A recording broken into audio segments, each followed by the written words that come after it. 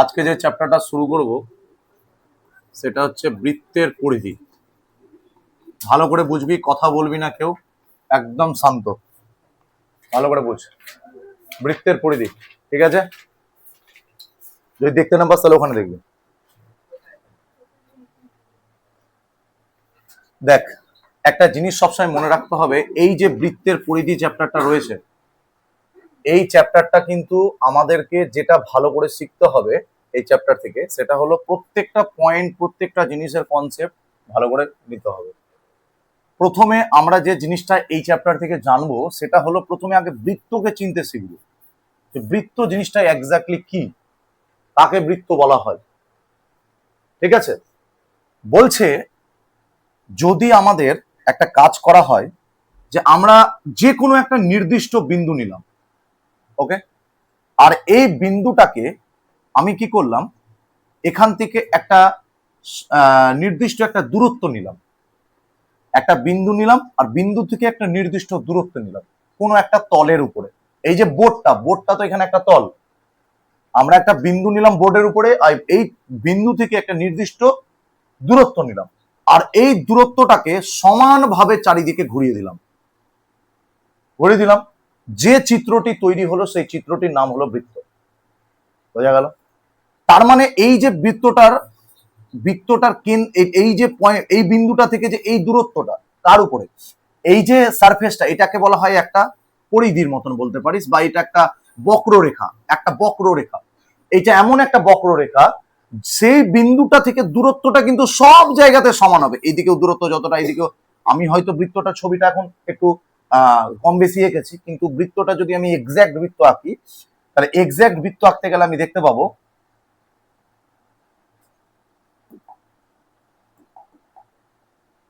দেখ, এক্স্যাক্ট বৃত্তটা যদি আমি আঁকি, মানেও না এটা যেন সেভ 2D তে আমি বৃত্তটাকে নিচ্ছি, ঠিক আছে? আমি যদি এক্স্যাক্ট বৃত্তটা আঁকি এরকম ভাবে, তাহলে আমি কি দেখতে পেলাম, এখানে কিন্তু এখানে যে এই যে বিন্দুটা দেখতে পাচ্ছি, এখানে এখানে ভেবে নে যে এটা হচ্ছে সেই বিন্দুটা, আর সেই বিন্দুটা থেকে এখান থেকে আমি এর দূরত্ব যতটা, এর দূরত্ব ততটা, এখান থেকে এটার দূরত্ব সেম, এটার দূরত্ব সেম, এটার দূরত্ব সেম, অসংখ্য তুই দূরত্ব টানতে পারবি, অসংখ্য। যতটাই তুই টান না কেন, যত সরুই টান না কেন, যেভাবেই তুই টান না কেন, প্রত্যেকটার দৈর্ঘ্য সমান হবে। তাহলে আমরা এখান থেকে সংজ্ঞাটা কি পেলাম, যে একটি নির্দিষ্ট বিন্দু দিয়ে একটি নির্দিষ্ট দূরত্ব যদি আমরা কোনো বক্ররেখা বরাবর নিয়ে যাই বা কোনো পথ বরাবর নিয়ে যাই, যে চিত্রটি আমি পাই সেই চিত্রটির নাম হলো কি, বৃত্ত। সেই চিত্রটির নাম কি হয়ে গেল তাহলে, বৃত্ত। তাহলে আমি বৃত্তের যদি সংজ্ঞাটা লিখতে চাই, তাহলে বৃত্তের সংজ্ঞাটা কি হবে, ভালো করে লিখে না। বৃত্তের সংজ্ঞাটা লিখ, সমতলে সমতলে একটি স্থির বিন্দু, সমতলে একটি স্থির বিন্দু থেকে সর্বদা সমান দূরত্বে, সর্বদা সমান দূরত্বে, সমান দূরত্ব বজায় রেখে, সর্বদা সমান দূরত্ব বজায় রেখে কোনো বিন্দু গতিশীল হলে সেই গতিশীল বিন্দুর সঞ্চার পথকে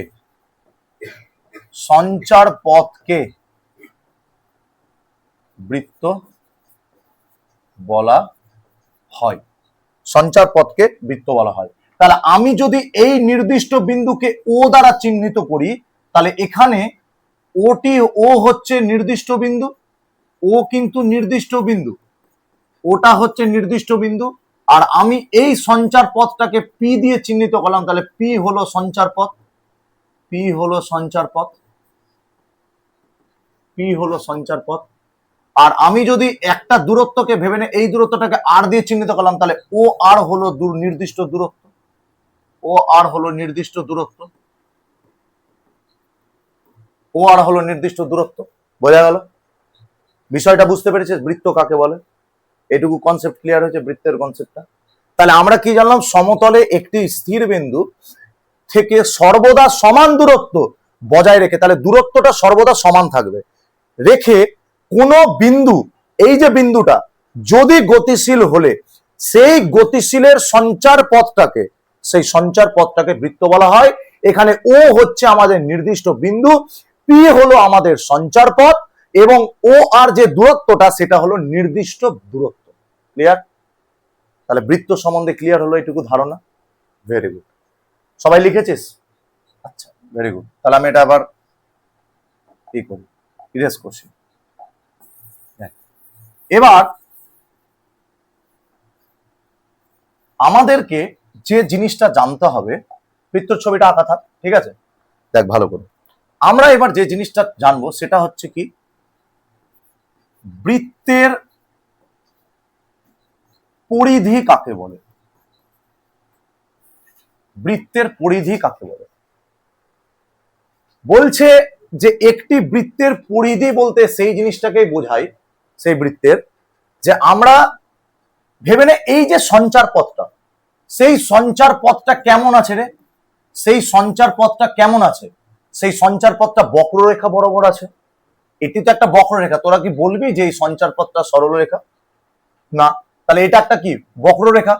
তাহলে সঞ্চার পথটা যদি বক্ররেখা হয়, তাহলে সেই বক্ররেখা যে তৈরি করছে জ্যামিতিক চিত্রটা, তার মানে এই অংশটা, আমি যদি বলি এখানে ও, সরি ও না, আমি যদি বলি পি, তাহলে এই পিটা হচ্ছে এই বৃত্তটার কি একটা পরিধি। তাহলে আমাদের যে সংজ্ঞাটা লিখবো, সংজ্ঞাটা কি লিখবো? লিখ, বক্ররেখা দ্বারা গঠিত দৈর্ঘ্যকে, বক্ররেখা দ্বারা গঠিত দৈর্ঘ্যকে বৃত্তের পরিধি বলে। বক্ররেখা দ্বারা গঠিত দৈর্ঘ্যকে বৃত্তের পরিধি বলে। তাহলে বৃত্তের পরিধি যদি বলে থাকে, তাহলে এই অংশটার নাম হচ্ছে কি? পরিধি। এই যে আমি তীর চিহ্নটা দিয়েছি, এগুলো হচ্ছে কি? আমাদের পরিধি। এটা হচ্ছে আমাদের পরিধি। বোঝা গেল? এটাও ক্লিয়ার হয়েছে? তাহলে পরিধি বলতে গেলে আমাকে কোনটা বলছে? এই যে অংশটা দেখতে পাচ্ছিস গোলটা, এই বাইরের বাউন্ডারিটা। তাহলে আমি যদি আরো বেশি করে বলি, দেখ অনেক কেউ কিনা এখানে গন্ডগোল করে ফেলে যে পরিধি আর পরিসীমা, বৃত্তের পরিসীমাও থাকতে পারে, বৃত্তের পরিধিও থাকতে পারে। যদি পরিসীমা বলে, তাহলে ওর চারিদিকের সীমানাটাকে প্লাস ভেতরের কোন একটা যদি সীমানা থাকে, সেই সীমানাকে নিয়ে হয় পরিসীমা। আর যদি পরিধি বলে, পরিধি, বৃত্তের পরিধি মানে জানিস তো কি? ইংলিশে বলা হয় সার্কামফারেন্স। সার্কামফারেন্স, সার্কামফারেন্স মানে হচ্ছে সার্কেলের, যেহেতু বৃত্তকে ইংলিশে কি বলে? সার্কেল। সার্কেলের যেহেতু অংশকে নেওয়া হচ্ছে, ফেরেন্সটাকে, তাই জন্য ওর নাম হচ্ছে সার্কামফারেন্স। যেমন আমরা কি, আমরা যদি বলি যে এটা একটা খেলার মাঠ আছে, সেই খেলার মাঠের বাইরের যে বাউন্ডারিটা, এটা হচ্ছে ভেবে নে 6 এর বাউন্ডারি বা 4 এর বাউন্ডারি, তো সেই বাউন্ডারিটার নাম হচ্ছে পরিধি। বোঝা গেল? সেই বাউন্ডারিটাকে কি বলা হয়? পরিধি বলা হয়। এটুকু ক্লিয়ার হয়েছে সবার? বুঝতে পেরেছিস? কোনো ডাউট আছে? বুঝতে পেরেছিস জিসান? আচ্ছা, নেক্সট, নেক্সট লিখ, এবার লিখ নেক্সট।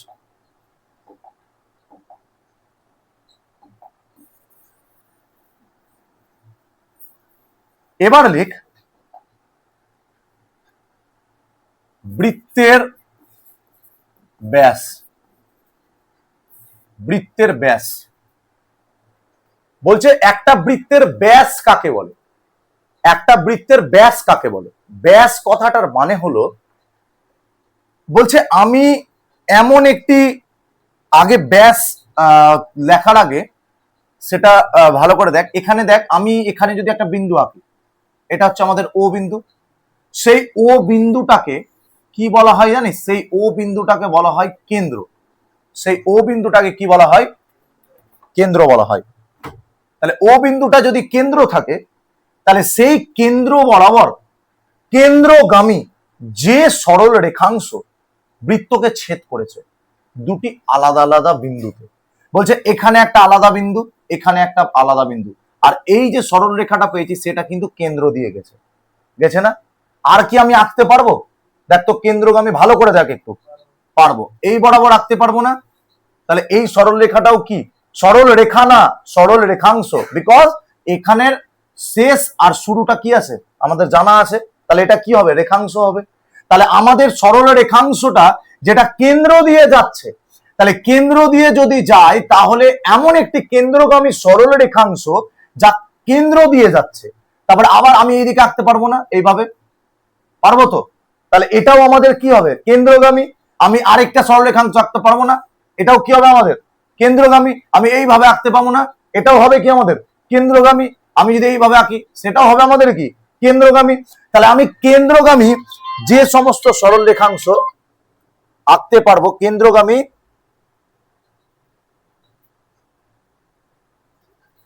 কেন্দ্রগামী যে সমস্ত সরল রেখাংশ আমি আঁকতে পারবো, সেই সমস্ত সরল রেখাংশকে আমাদের বৃত্তের ব্যাস বলা হয়।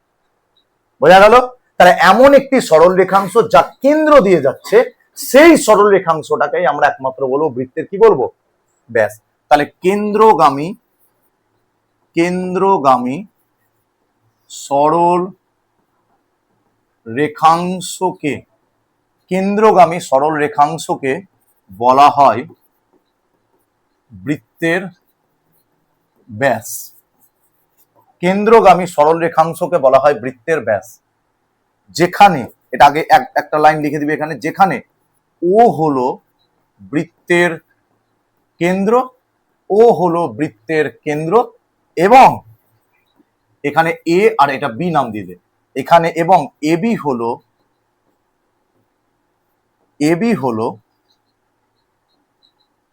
হলো ও কেন্দ্রীয় বৃত্তের একটি ব্যাস। ও কেন্দ্রীয় বৃত্তের একটি ব্যাস। ক্লিয়ার হয়েছে এতটুকু সবার? একদম সহজ ভাষাতে লিখে দিলাম। ক্লিয়ার? বুঝতে পেরেছিস? Very good. দেখ এবার দেখ, ইরেজ করছি, সবাই লেখা হয়েছে? বুঝতে পেরে গেছে সবাই? Very good. এবার দেখ, এবার আমরা চলে আসছি একটা জিনিসে, সেটা হচ্ছে একটা বৃত্তের,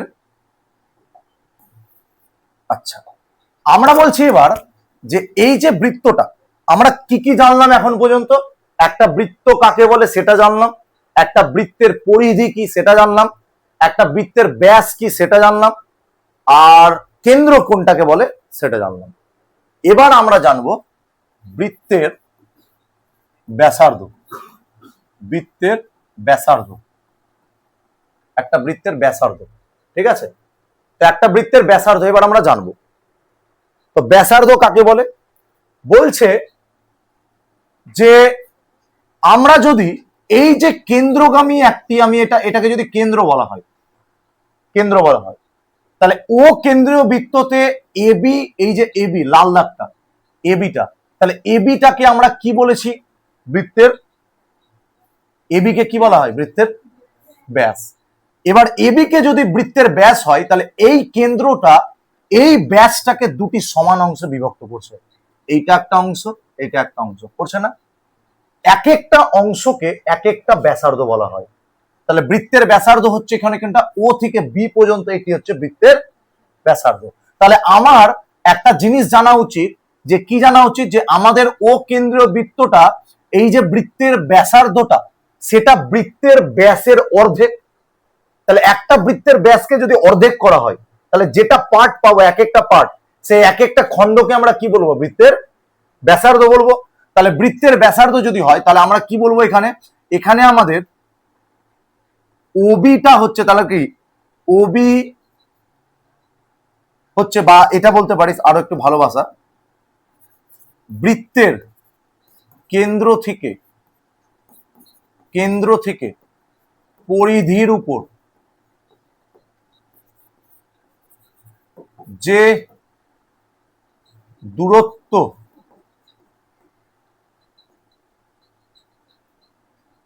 অঙ্কন করা হয় তাকে বৃত্তের ব্যাসার্ধ বলে। কেন্দ্র থেকে দূরত্ব, তাহলে কেন্দ্র থেকে যদি দূরত্ব থাকে তাহলে আমি বলি এখান থেকে এই যে দূরত্বটা, এটা কি আমি বৃত্তের ব্যাসার্ধ বলতে পারবো? পারবো কি পারবো না? এই দূরত্বটাকে আমি কি এই দূরত্বটাকে বৃত্তের ব্যাসার্ধ বলতে পারবো? এটাকে বলতে পারবো, এটাকে বলতে পারবো, এটাও বলতে পারবো। তাহলে এখান থেকে কেন্দ্র থেকে যা যা দূরত্ব আমি পরিধির উপর আঁকতে পারছি সেই সমস্ত দূরত্বকে এক একটা কি বলবো? আমি ব্যাসার্ধ বলবো। এক একটা আমি কি বলবো? ব্যাসার্ধ বলবো। এটুকু আমাদের ক্লিয়ার হয়ে গেছে, ভেরি গুড।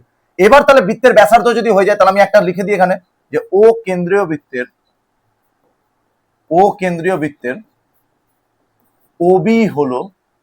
ওবি হলো বৃত্তের ওবি ও ও এ হলো বৃত্তের ব্যাসার্ধ। ওকে, বৃত্তের ব্যাসার্ধ, এটুকু ক্লিয়ার হয়েছে, বুঝতে পেরেছি সবাই? আচ্ছা, আমরা যখন বৃত্তের ব্যাসার্ধ জানতে পেরে গেছি আর বৃত্তের ব্যাসও জানতে পেরে গেছি, তাহলে আমরা এখন এখানে একটা ছোট্ট করে লিখে নেব যে ব্যাস ও ব্যাসার্ধের মধ্যে সম্পর্ক, যেটা আমাদের অঙ্কের ক্ষেত্রে কাজে লাগবে। আমাদের সমস্যাকে সমাধান করার ক্ষেত্রে ব্যাস আর ব্যাসার্ধের সম্পর্কটা কাজে লাগবে। ব্যাস ও ব্যাসার্ধের সম্পর্কটা কাকে বলে? দেখ, আমরা যদি বলি এক্স্যাক্টলি ব্যাসটা কি আমাদের, আমি যদি একটা বৃত্ত নিয়ে নিই, সেই বৃত্তের ক্ষেত্রে এটা যদি কেন্দ্র থাকে, কেন্দ্রর এই জায়গাটাকে বলা হয় ব্যাস, আর এটাকে যদি পুরোভাবে টেনে নিই তাহলে এটাকে বলা হয় কি? ব্যাসার্ধ। এটাকে বলা হয় ব্যাস আর ছোটটাকে বলা হয় কি? এক একটা ভাগকে ব্যাসার্ধ। আমি বলছি টোটালটা ভেবে নে, এটা হচ্ছে এদের মাঝখানটা, মানে কেন্দ্রটা, ওটা। আমি বলছি একটা দূরত্ব হচ্ছে আর, এটা হচ্ছে আর, তাহলে টোটাল দৈর্ঘ্যটা কত হলো? আর প্লাস আর।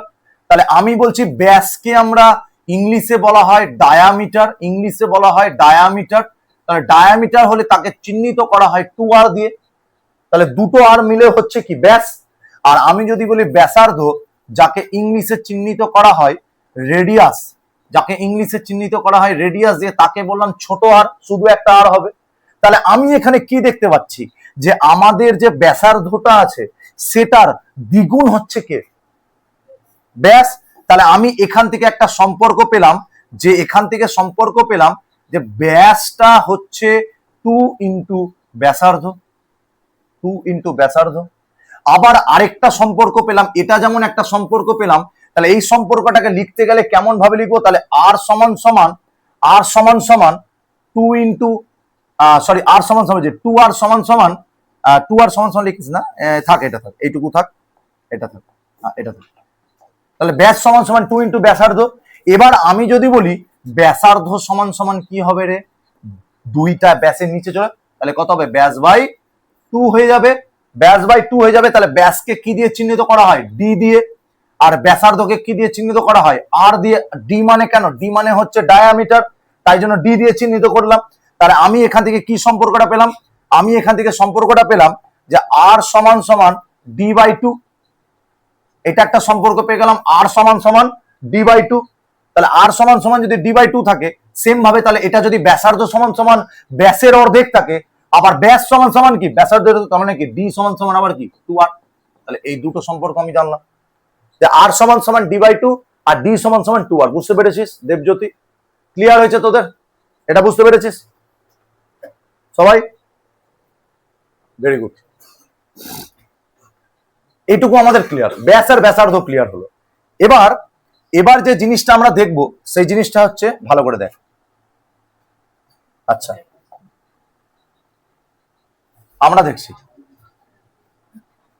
এবার কি বলছে। আচ্ছা, আমি যদি একটা বৃত্ত অঙ্কন করি, করলাম, এটা হচ্ছে ও কেন্দ্রীয় বৃত্ত। বলছে এমন একটি সরল রেখাংশ যা বৃত্তকে দুটি নির্দিষ্ট বিন্দুতে দুটি আলাদা আলাদা বিন্দুতে ছেদ করে, এমন একটি সরল রেখাংশ। তাহলে আমি একটা এমন সরল রেখাংশ নিই যা বৃত্তকে আলাদা আলাদা বিন্দুতে ছেদ করে। তাহলে আমি নিচ্ছি এরকম, এখানে একটা ছেদ করলো, এখানে একটা ছেদ করলো, দুটো আলাদা আলাদা বিন্দুতে ছেদ করলো না? কে করলো? একটা সরল রেখাংশ করলো। তাহলে সরল রেখাংশ কেন? কারণ ওর শেষ আর শুরুটা আমি জানি, তাই জন্য এটা কি? একটা সরল রেখাংশ। তাহলে এমন একটি সরল রেখাংশ যা বৃত্তকে দুটি আলাদা আলাদা বিন্দুতে ছেদ করে, সেইটাকে কি বলা হয়? জ্যা। ইংলিশে বলা হয় কর্ড, ইংলিশে বলা হয় কর্ড, আর বাংলাতে বলা হয় কি? জ্যা। তাহলে জ্যায়ের সংজ্ঞাটা আমি কি পেলাম? তাহলে জ্যায়ের সংজ্ঞাটা পেলাম যে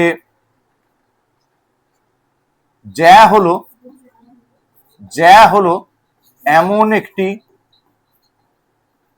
একটি সরল রেখাংশ, এমন একটি সরল রেখাংশ যা ও কেন্দ্রীয় বৃত্তকে, যা বৃত্তকে, ও কেন্দ্রীয় লিখে লাভ নাই কারণ আমি এখানে চিহ্নিত করব না, যা বৃত্তকে,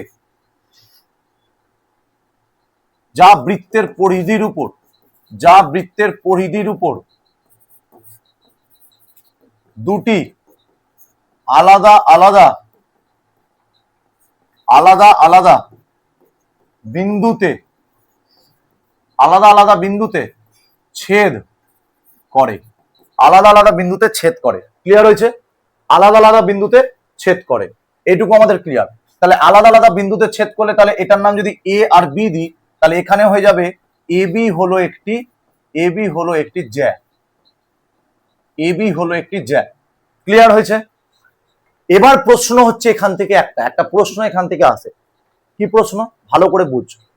বলছে আমি কি এখানে কতগুলো জ্যা আঁকতে পারবো? ভালো করে বুঝবি, ঠিক আছে? এটুকু লেখা হয়েছে সবার? লেখা হয়েছে এটুকু সবার? তখন লিখেছিস? আচ্ছা, এবার দেখ, আমি একটা প্রশ্ন এখান থেকে বলছে আমি একটা বৃত্ত আঁকছি, ঠিক আছে? আঁকলাম, এটা হচ্ছে ওর কেন্দ্র, আঁকলাম। বলছে আমি এটাকে কি বলছি? এটাকে আমি কি বললাম? জ্যা বললাম তো। বলছে আমি এটাকে জ্যা বলতে পারবো না? পারবো তো? আমি এটাকে জ্যা বলতে পারবো না? পারবো তো? আমি এটাকে জ্যা বলতে পারবো? পারবো। এখানে জ্যা বলতে পারবো? এটাও জ্যা হবে। এটাও কি জ্যা হবে? অবশ্যই হবে। এটাও জ্যা হবে। বলছে এরকম করে আঁকতে আঁকতে এমন একটা সময় আসে যখন এই জ্যাটা কেন্দ্র দিয়ে চলে যায় না? চলে যাবে তো। তাহলে সেই কেন্দ্র দিয়ে যদি চলে যায়, তাহলে সেই কেন্দ্র দিয়ে যাওয়া সরল রেখাংশটার নাম আমি কি পেয়েছিলাম? ব্যাস। তাহলে আমি এখানে বলতে পারবো যে জ্যা বৃত্তের বৃহত্তম, জ্যা হলো বৃত্তের কি রে? ব্যাস। তাহলে বৃত্তের ব্যাস হলো বৃত্তের সব থেকে বড় জ্যা। তাহলে বৃত্তের মধ্যে যদি কতগুলো জ্যা আঁকতে পারবি, তুই অসংখ্য জ্যা আঁকতে পারবি। তার মধ্যে সব থেকে বড় জ্যা কোনটা? যেটা বৃত্তের কেন্দ্র দিয়ে গেছে। আর বৃত্তের কেন্দ্র দিয়ে যাওয়া সরল রেখাংশটার নাম আমি কি বলেছিলাম? ব্যাস। তাহলে বৃত্তের ব্যাস হলো বৃত্তের সব থেকে বড় জ্যা। ক্লিয়ার হয়েছে এটা? তাহলে বৃত্তের ব্যাস হলো বৃত্তের সব থেকে বড় জ্যা। এটুকু ক্লিয়ার, ভেরি গুড। এবার দেখ, এবার আমি চলে আসি একটা বৃত্ত নিলাম। এই বৃত্তের ক্ষেত্রে আমি একটা সরল রেখাংশ নিলাম, এবার আমি রেখাংশ নেব না, এবার আমি সরল রেখা নিব। বলছে এমন একটা সরল রেখা নিলাম যা বৃত্তটাকে এইভাবে কেটে বেরিয়ে গেল। তাহলে এইভাবে কেটে বেরালো, তো এখানে একটা বিন্দু, দুটো নির্দিষ্ট বিন্দুতে পরিধির উপরে কাটলো তো, আলাদা আলাদা বিন্দুতে ছেদ করলো পরিধিকে। কিন্তু এই যে কাটলো, এই যে কাজটা করলো, এই কাজটা তো আমার এখানেও করেছিল না? তাহলে আমি একে বলছি ছেদক আর একে বলছি জ্যা। কেন রে? কি কারণ আছে এর পেছনে? কেন বলছি রে? ইয়েস, এটা আমরা সরল রেখাংশ দিয়ে বানিয়েছি, আর এটা আমরা বানিয়েছি সরল রেখা দিয়ে। তাহলে ছেদকের সাথে, ছেদককে ইংলিশে বলা হয় সেকেন্ড, বলছে ছেদকের সঙ্গে জ্যায়ের পার্থক্য হচ্ছে এটাই, সব থেকে বড় পার্থক্য। বলছে ছেদক দুটি আলাদা আলাদা বিন্দুতে পরিধির উপর ছেদ করে, বলছে জ্যাও দুটি আলাদা আলাদা বিন্দুতে পরিধির উপর ছেদ করে। কিন্তু what is the difference between this? কি ডিফারেন্স হতে পারে? এই ডিফারেন্সটা হতে পারে যে ছেদক একটি সরল রেখা আর জ্যা একটি সরল রেখাংশ।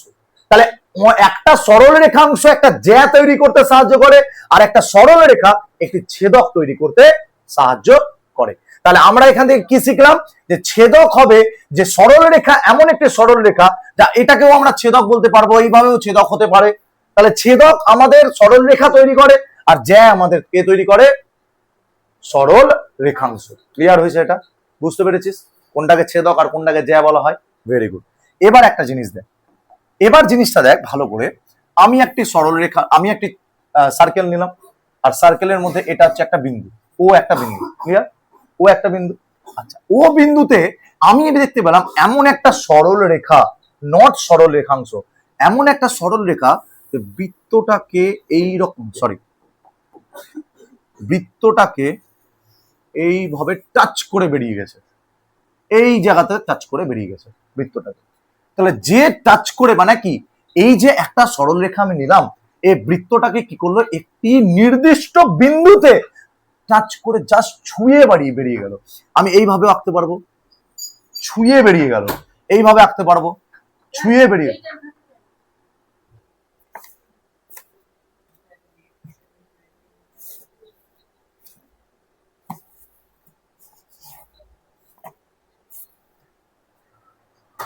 তাহলে তাহলে কি করলো, আবার আমি এইভাবেও আঁকতে পারবো, পারবো না?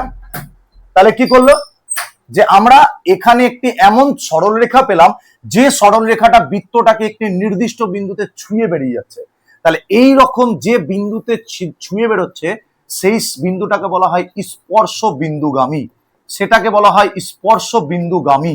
আর যে ছুঁয়ে বেরোচ্ছে, যে সরল রেখাটা যে ছুঁয়ে বেরোচ্ছে, সেই সরল রেখাটার নাম হচ্ছে স্পর্শক, সেই সরল রেখাটার নাম হচ্ছে স্পর্শক। যেহেতু স্পর্শ করে বেরোচ্ছে, তাই জন্য ওর নাম কি, স্পর্শক। আর ইংলিশে বলা হয়, এটাকে ইংলিশে বলা হয় point of tangent, point of tangent, point of tangent. আর এটাকে বলা হয় ট্যানজেন্ট, শুধুমাত্র ট্যানজেন্ট, এটাকে বলা হয় ট্যানজেন্ট।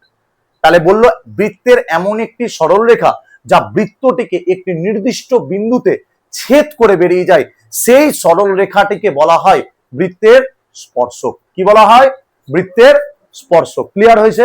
বৃত্তের এইটুকু জিনিস ক্লিয়ার হয়েছে সবার, বোঝা গেল? Very good. এতটি জিনিস যদি ক্লিয়ার হয়ে থাকে, আজকে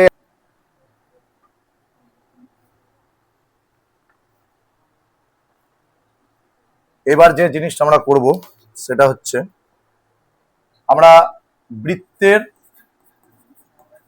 পরিধি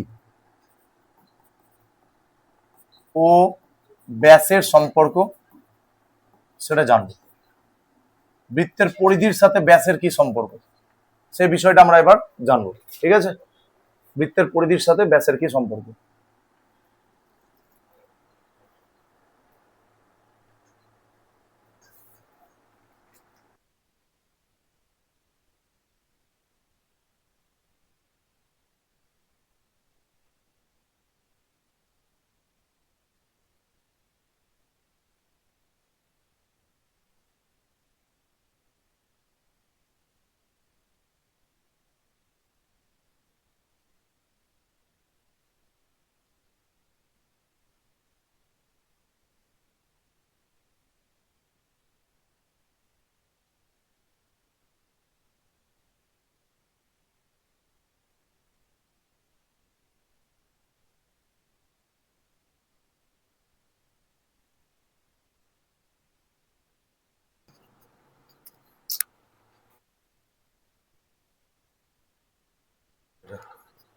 এই বেচে আমার সবকিছু খারাপ। দেখ এবার, তাহলে বৃত্তের পরিধি ও ব্যাসের সম্পর্কটা কি? বৃত্তের পরিধি সমান সমান আমরা কি জানি, 2πr। এটা আমরা আগেই জেনেছিলাম, বৃত্তের পরিধি সমান সমান 2πr। আর বৃত্তের ব্যাস সমান সমান কত? বৃত্তের ব্যাস, ব্যাস সমান সমান হচ্ছে 2r। তাহলে বৃত্তের ব্যাস সমান সমান হচ্ছে 2r, আর বৃত্তের পরিধি সমান সমান হচ্ছে 2πr। তাহলে 2πr আর 2r। এবার আমরা কি করব, আমরা যদি বৃত্তের পরিধিকে যদি বৃত্তের ব্যাস দিয়ে ভাগ করি, বৃত্তের পরিধিকে যদি বৃত্তের ব্যাস দিয়ে ভাগ করি, তাহলে কি হতে পারে সেটা তো দেখে নি। কি হতে পারে, আমরা ভাগ করে দেখছি 2πr কে যদি আমরা 2r দিয়ে ভাগ করি, তাহলে 2r, 2 আর আর কেটে গেল, তাহলে পড়ে থাকলো পাই। আর এখানে পাই মানে হচ্ছে ধ্রুবক। তাহলে আমরা কি পেলাম এখানে, বৃত্তের পরিধির আর বৃত্তের ব্যাসের অনুপাত সবসময় কি হয়, ধ্রুবক হয়। তাহলে এখান থেকে আমরা পেলাম বৃত্তের পরিধি ও বৃত্তের ব্যাসের অনুপাত সবসময় কি হয়, ধ্রুবক, যাকে কি দিয়ে প্রকাশ করা হয়, পাই দিয়ে প্রকাশ করা হয়। এটা আমরা জানলাম। এবার সবাই কপি করেছিস? এবার দেখ, এবার দেখ, এবার যে জিনিসটা আমরা জানবো সেটা হচ্ছে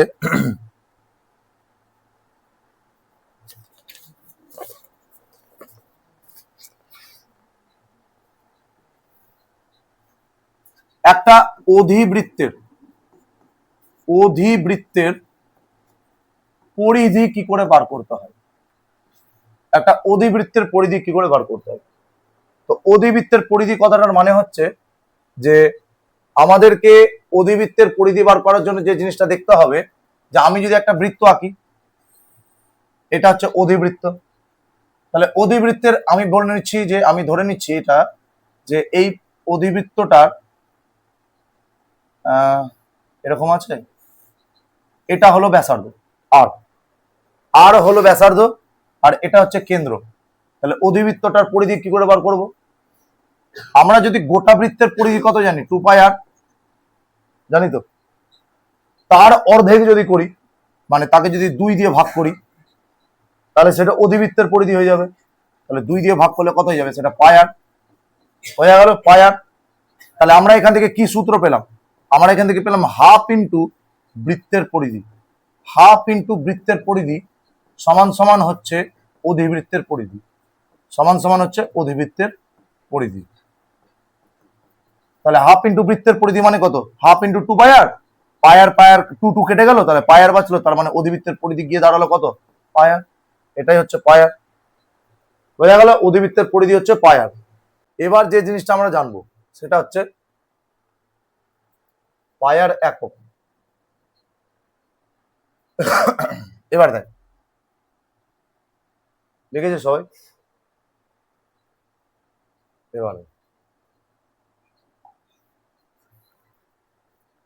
এবার অর্ধবৃত্তের পরিসীমা, পরিধি আলাদা, পরিসীমা আলাদা, পরিসীমা আমাকে বের করতে হবে, ঠিক আছে। আমি যদি পরিসীমা বার করতে চাই, তাহলে পরিধি আর পরিসীমা দুটো আলাদা কেন, কারণ পরিধি হচ্ছে আমরা সেই বাউন্ডারিটাকে বলছি, পরিধি মানে হলো সেই বাউন্ডারিটা, আর পরিসীমা মানে হলো যে পুরো অধিবৃত্তের কথা। একে অপরের মুখ দেখলে কি তোর অঙ্ক পেরে যাবি, কি অসুবিধা কি হয়েছে বল,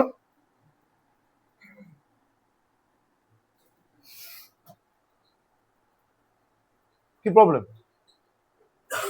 আরে এবার এবার কিছু বলবে না, গল্প করছিস কেন? একটা অর্ধবৃত্ত ক্ষেত্র যদি থাকে, আর সেই অর্ধবৃত্তর ক্ষেত্রে যদি আমি নিয়ে নিই এটা যদি অর্ধবৃত্ত হয়, সেই অর্ধবৃত্তের ক্ষেত্রে যতটুকু অংশ আমি যা যা দেখতে পাবো সবকিছুকে আমি পরিসীমা হিসাবে কাউন্ট করব। যেমন আমি তোকে একটা কথা বলি, আমরা যতক্ষণ পর্যন্ত এই দাগটা ছিল না ততক্ষণ পর্যন্ত আমরা কি জানতাম, এই বাইরের অংশটা কতটুকু হয়, অর্ধেকটা কতটুকু হয়, 2πr এর অর্ধেক কত, পায়ার। তাহলে বাইরের অংশটা হচ্ছে পায়ার, আর তার সাথে অ্যাড হলো এই অংশটা, তাহলে এটা কি থাকে, বৃত্তের ব্যাস। তাহলে ব্যাসের দৈর্ঘ্য কত, 2r। তাহলে বাইরের অংশটা হচ্ছে পায়ার, আর ভেতরের এই দাগটা হচ্ছে 2r। তাহলে দুটোকে যদি যোগ করে দিই, তাহলে সে আমাদের যেটা উত্তর বেরোবে সেটাই হচ্ছে আমাদের অধিবৃত্তের পরিসীমা, বোঝা গেল, সেটাই হচ্ছে আমাদের অধিবৃত্তের পরিসীমা বা অর্ধবৃত্তের পরিসীমা, সেটাই।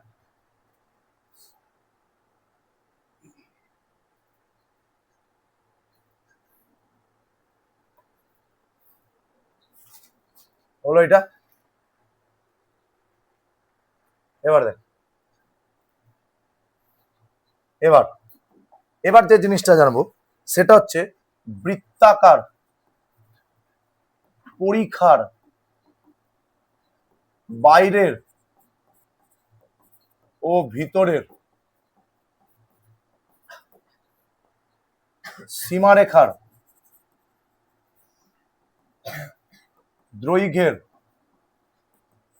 পার্থক্য, সীমারেখার দৈর্ঘ্যের পার্থক্য, ঠিক আছে। বৃত্তাকার পরিখার বাইরের ও ভিতরের সীমারেখার দৈর্ঘ্যের পার্থক্য, এটা কি করে বার করব? ভেবে নে, একটা বৃত্ত আছে, তার মধ্যে আরেকটা বৃত্ত আছে। প্রথমে যদি আমাকে রাস্তাটা, এখানে যে এই যে দৈর্ঘ্যটা আমাকে বার করতে হবে, সেই দৈর্ঘ্যটা আমি বলতে চাইছি যে এখান থেকে একটা আমি পাবো ব্যাসার্ধ, আর এখান থেকে একটা পাবো, এখানে পাবো, এইটার এই বৃত্তটার ব্যাসার্ধ হচ্ছে এইটুকু, আর বাইরের যে বৃত্তটা তার ব্যাসার্ধ হচ্ছে এখান থেকে এতটা। তো ওটাকে ধরছি বড় আর এটাকে ধরছি ছোট আর। তাহলে ব্যাসার্ধ আমাদের দুটো আছে, একটা এখান থেকে শুরু করে এতটা আর এখান থেকে শুরু করে এতটা, তাহলে দুটো বৃত্তের ব্যাসার্ধ হয়ে গেল আমাদের। তাহলে এই যে দুটো বৃত্তের ব্যাসার্ধ দৈর্ঘ্য পেলাম আমরা, তো আমাদের ভেতরের আর বাইরের যে সীমারেখাটা মানে আমাদের পরিসীমাটার যে দৈর্ঘ্যটা তোকে এখানে বার করতে বলেছে। তাহলে পরিসীমার দৈর্ঘ্য বার করতে গেলে আমাদের কি করতে হবে, দেখ আমরা একটা কাজ যদি করি, এই যে অংশটুকু দেখতে পাচ্ছিস এই অংশটুকু হচ্ছে ডি, ডি একক, এই অংশটুকু হচ্ছে ডি একক, বোঝা গেল। এবার আমরা একটা কাজ করি, সেটা হচ্ছে রাস্তার ভেতরের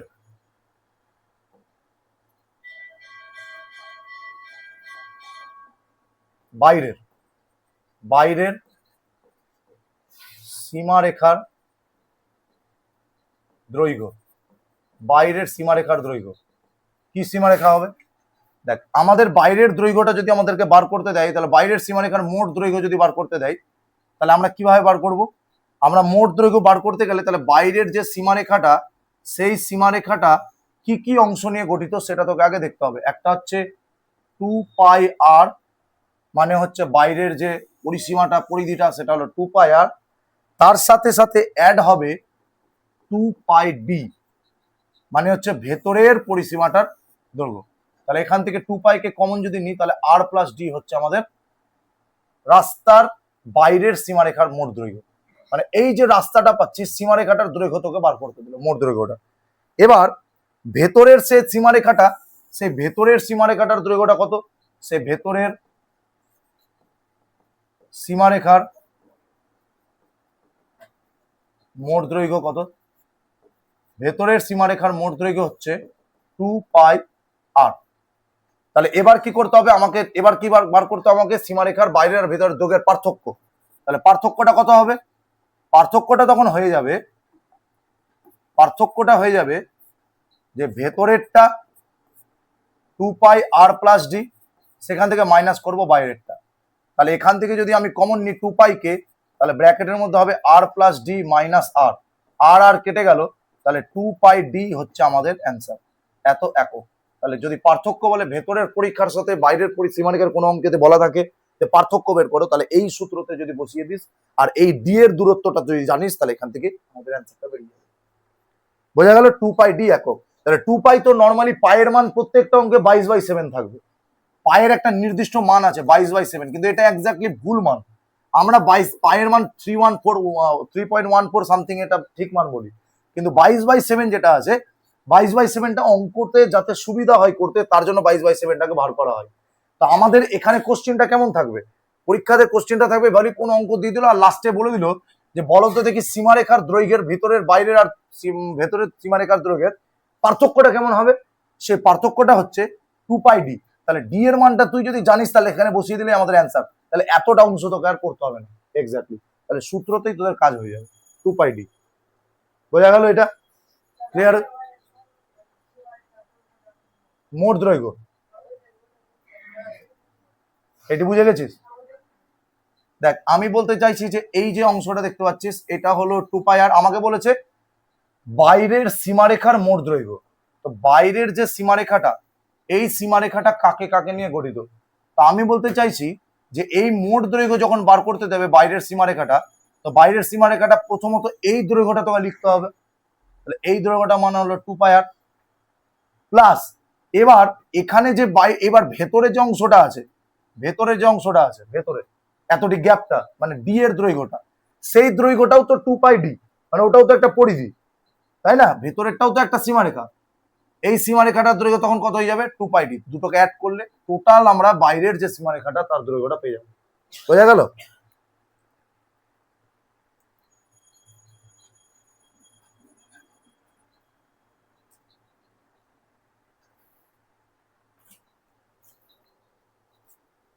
রাস্তার বাইরের এখানে লিখে দেয় একটা ভেতরের, রাস্তার বাইরের আর ভেতরের, এবার আরো ঠিক হবে, বেশি ভালো হবে। কেন বলতো, বাইরেরটা যে দৈর্ঘ্য আছে তার জন্য 2πr, আর ভেতরেরটা যে দৈর্ঘ্য আছে তার জন্য কি 2πd, কারণ ডি দৈর্ঘ্য আছে, তাই দুটাকে অ্যাড করে দিলে হয়ে যাবে।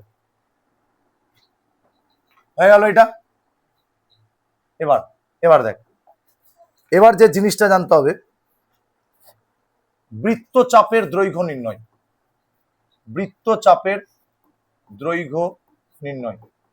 একটা বৃত্তচাপ বের করতে গেলে কি করে, কত দৈর্ঘ্য কিভাবে বের করতে হয়। তো বৃত্তচাপের দৈর্ঘ্য নির্ণয় যদি তো করতে হয়, তাহলে তোকে যে সূত্রটা অ্যাপ্লাই করতে হবে সেটা হলো 2πr into theta by 360 degree. এটার সাথে তুই যদি মাল্টিপ্লাই করিস তাহলে তুই যে কোনো বৃত্তচাপের দৈর্ঘ্য তুই বের করতে পারবি। তো ভেবে নে এটা এসিবি নামক একটা বৃত্তচাপ আছে। তো এসিবি বৃত্তচাপের দৈর্ঘ্য বার করার জন্য সূত্রটা হচ্ছে এটা। তাহলে কোনো বৃত্তচাপ তোকে যদি দিয়ে দেয় কোশ্চেনে যে তুমি বৃত্তচাপের দৈর্ঘ্য নির্ণয় করো, তার মানে তোকে সেই দৈর্ঘ্যটার বৃত্তচাপটার পরিধি জানতে হবে। তাকে যদি থিটা, মানে ভেবে নিবি কোনো বৃত্তচাপ, ভেবে নে এটা যদি বৃত্তচাপ থাকে, তাহলে ভেবে নে এটা যদি বৃত্তচাপ থাকে, তাহলে এই বৃত্তচাপটা কেন্দ্রে একটা কোণ উৎপন্ন করছে। এই বৃত্তচাপটা ভেবে নে এটার নাম হচ্ছে এ সি বি, এটা এসিবি। তো এসিবি বৃত্তচাপটা কেন্দ্রে কি করছে, একটা কোণ উৎপন্ন করছে। তো কোণটাই হচ্ছে থিটা, তার মানে থিটার মান ভেবে থিটার মানটা এখানে দিয়ে দিয়েছে 30 ডিগ্রি, তাহলে এখানে হবে 30 ডিগ্রি, তাহলে 30 ডিগ্রি হয়ে গেল। তাহলে 2πr, এবার ভেবে নে এই যে এটা হচ্ছে 2πr, টোটালটা 2πr। 2πr মানে পরিধিটা বলে দিয়েছে কত, ভেবে নে পরিধিটা কোশ্চেনে তোকে দিয়ে দিয়েছে, পরিধিটা হচ্ছে 60, পরিধিটা হচ্ছে 60 সেমি, ভেবে নে 60 সেমি পরিধি দেওয়া আছে। তাহলে আমি বলে দিলাম পরিধির জায়গাতে 60 বসাবো। তাহলে আমি এখন এখানে কি করছি, আমি এখানে 60 বসাচ্ছি, পরিধির জায়গায় 60 বসালাম। আর থিটা, থিটা মানে কত, থিটা মানে তোকে বলো তো 30 ডিগ্রি, তাহলে 30 বাই কত, নিচে 360, 360 হয়ে গেল। তাহলে 0 0 কাটলো। এবার কত হবে এটা, ভেবে না এটা হয়ে যাচ্ছে 6 10 60, 6 6 36, 3 2 6, 2 5 10, তাহলে 5 একক। তাহলে 5 একক হয়ে গেল কিসের দৈর্ঘ্য, আমাদের বৃত্তচাপের দৈর্ঘ্য। তাহলে এইভাবে কোনো বৃত্তচাপের দৈর্ঘ্য বের করতে হয়। বোঝা গেল বৃত্তচাপটা কিভাবে, তার জন্য মানগুলো তোকে বলে দেওয়া থাকবে। এটুকু ক্লিয়ার হয়েছে? ঠিক আছে। এবার এবার দেখ,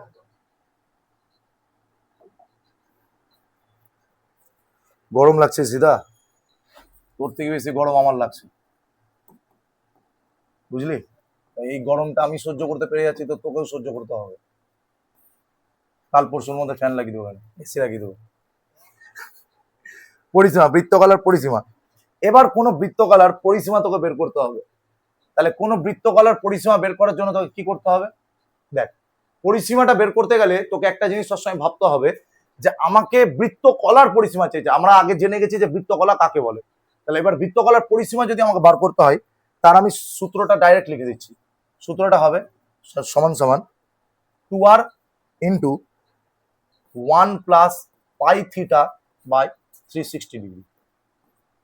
এই সূত্রটা অ্যাপ্লাই করবি। আর মানে হলো ব্যাসার্ধ, পাই মানে হচ্ছে 22/7, থিটা মানে কেন্দ্রে কত কোণ উৎপন্ন করেছে 360, সূত্রের জন্য এক সূত্রের জন্য ব্যবহার হয়েছে, আর 2r বা 2r কে ব্যাসার্ধ ব্যাস রূপেও কল্পনা করতে পারিস। তাহলে এই সূত্রে তুই যদি বসিয়ে দিস কোনো বৃত্তকালার পরিসীমা, তোর ইজিলি এই সূত্রের মাধ্যমে বৃত্তকালার পরিসীমাটা বেরিয়ে যাবে।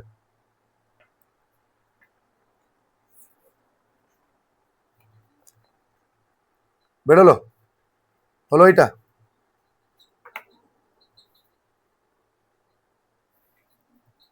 ক্লিয়ার হয়েছে এটুকু? সবাই বুঝতে পেরেছিস?